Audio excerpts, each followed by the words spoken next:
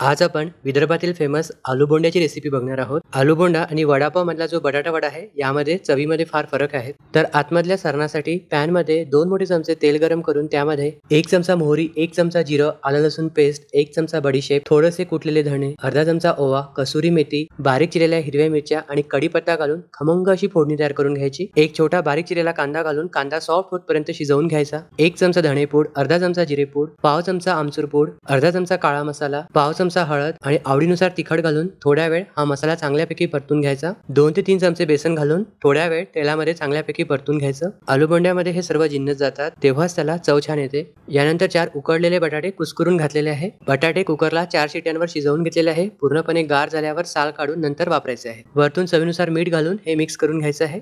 Gas बंद करून वरतून बारीक चिरलेली कोथिंबीर घालून हे एका बाउल मध्ये काढून थंड होतपर्यंत वाट बघायची आहे। वरच्या आवरणासाठी एका बाउल मध्ये 2 कप बेसन घेऊन त्यामध्ये 1 मोठा चमचा तांदळाचं पीठ, चवीनुसार मीठ, किंचित खायचा सोडा आणि 1 चमचा ओवा घातलेला आहे। हे अगोदर मिक्स करून थोडं पाणी घालून दाटसर असं मिश्रण तयार करायचं आहे। बटाटे वड्यासाठी जसं मिश्रण करतो त्यापेक्षा थोडंसं घट्ट दाटसर करायचं आहे। कन्सिस्टन्सी तुम्ही बघू शकता। बॅटर तयार आहे। आलूचं मिश्रण थंड झाल्यावर व्हिडिओमध्ये दाखवल्यानुसार थोडेसे मोठे आकाराचे चपटे गोळे तयार करून घ्यायचे। अगोदर सर्व गोळे तयार करून घेतलेले आहे। यातील एक एक गोळा घेऊन बेसनामध्ये व्हिडिओमध्ये दाखवल्यानुसार घोळून गरम तेलामध्ये आलू बोंडे तळून घ्यायचे आहेत। तळताना तेल गरम असायला हवं आणि मीडियम फ्लेमवर खरपूस होतपर्यंत दोन्ही साइडने शिजवून घ्यायचं। आलू बोंड्यामध्ये जे बेसनाचं कव्हर असतं ते थोडं जाड असतं। किंचित सोडा घातल्याने ते छान फुगतं आणि आतमधला जो मसाला आहे तो झणझणीत स्पायसी असा असतो। हे जे आलू बोंडे आहे तुम्ही तळलेल्या हिरव्या मिरची बरोबर किंवा मग चण्याच्या तर्री बरोबर, कढी बरोबर किंवा फोडणीच्या ताकाबरोबर सर्व करू शकता। प्लेट मध्ये सर्व करताना आलू बोंडा कुस्करून घ्यायचा, त्यावर चण्याची तर्री आणि फोडणीचं ताक घालून